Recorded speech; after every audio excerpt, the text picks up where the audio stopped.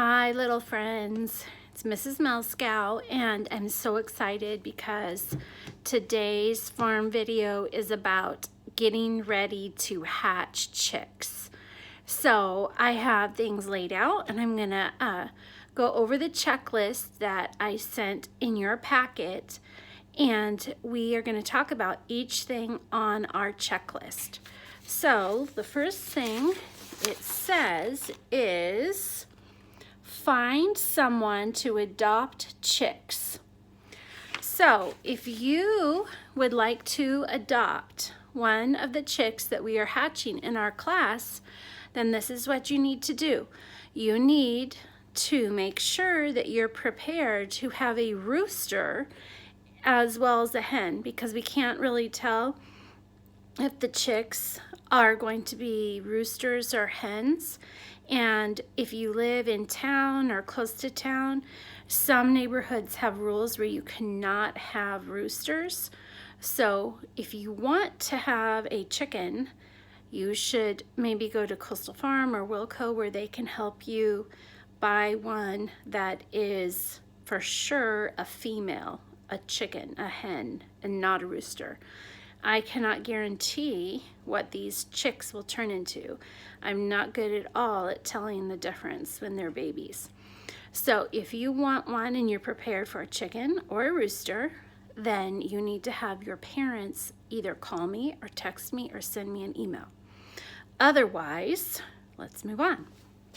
The next thing in our instructions, it says read incubator instructions. So I want to show you, these are the instructions for the incubator that we are going to be using. And I have read them thoroughly, and I will read them again before we put eggs in our incubator. The next thing on our list is fertile eggs. So right over here, I have a variety of fertile eggs. I got them out of my chicken coop. And one thing I want to say about chicken eggs is that the only way to have fertile eggs is if you also have a rooster. And if you have a rooster and you have a chicken that is a broody chicken, meaning that she is sitting on her eggs and she wants to have babies, you need to make sure you collect the eggs every day, because otherwise the eggs will start to develop into chicks. And if you wait a week and then pick up the egg and take it in to eat, it's going to not be very fun if you crack open that egg. So make sure that you get your eggs every day. The next thing on our list says incubator. So I want you to see here, I actually have two different kinds of incubators. I have this incubator and I have this incubator. I don't know if you can see that. I've used both of them and they both work great, but this one does a better job.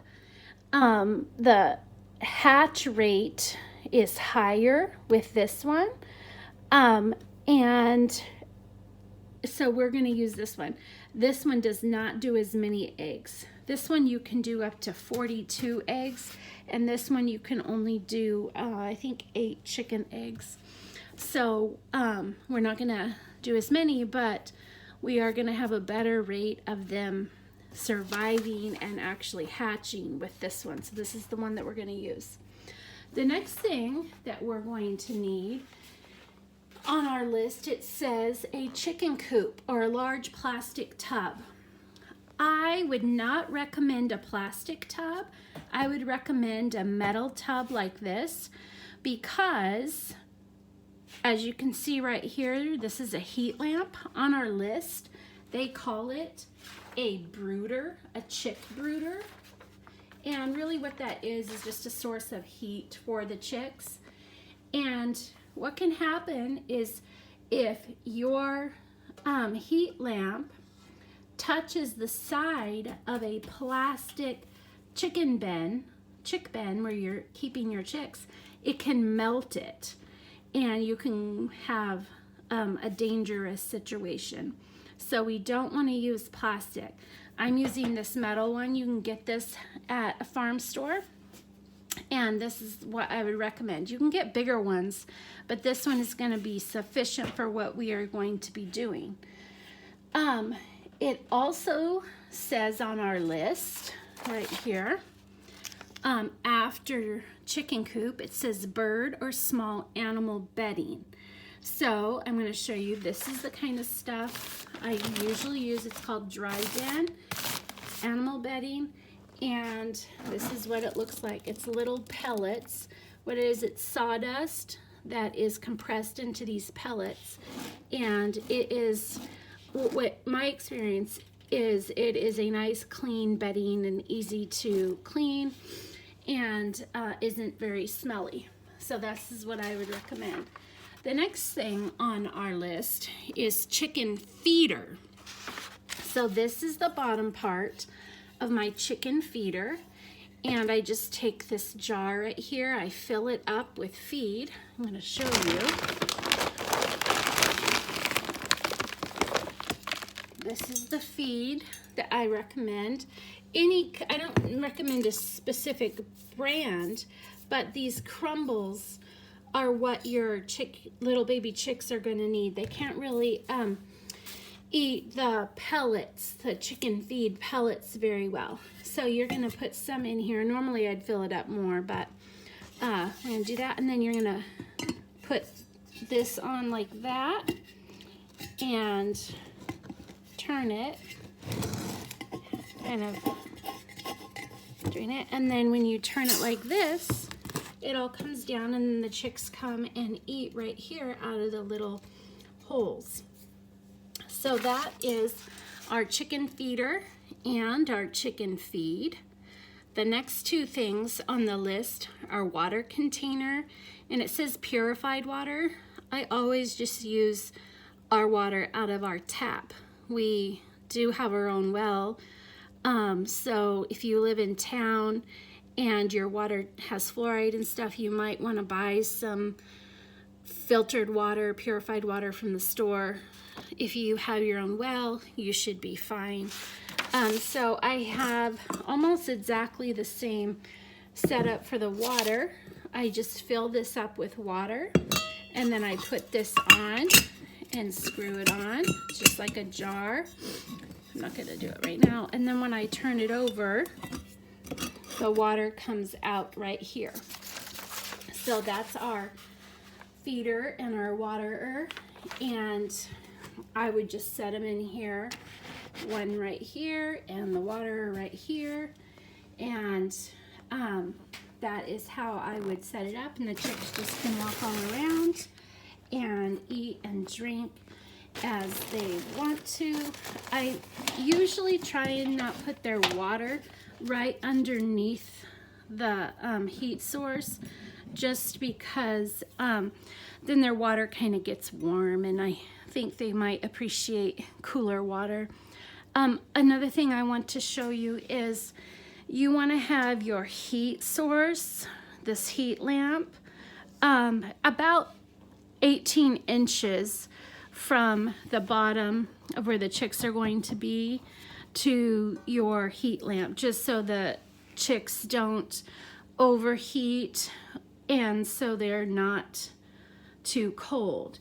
If you see your chicks huddling all together in like a little group, that tells you that your chicks are cold. So you might want to move your heat lamp just a little bit closer.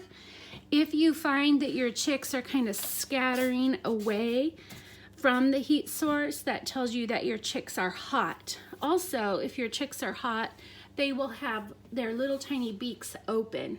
Kind of looks like they're panting a little bit. So that's how you can tell if they're too hot or too cold. So the last couple things on our list, one says thermometer.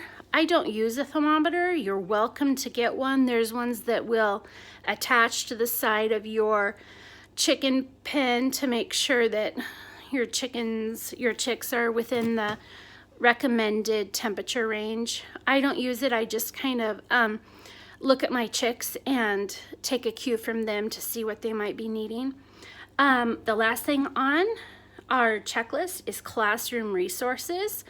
And I'm so sad because I have so many really, really cool chick books and egg books that I would love to share with you, but they're all at school, and we can't all sit on our carpet and read together. So what I am going to do is I'm going to go to Epic, and I'm going to tag books on the Epic program that you can log in and look at what your assignment is. It's not a mandatory assignment. You don't have to do it, but it will just give you some interesting reading about chicks and eggs. So those are the things that we need to get started with our egg hatching. So tomorrow we will talk about getting our eggs in the incubator and starting the actual hatching, or the actual incubating, so they'll hatch. So I will see you tomorrow. Bye-bye.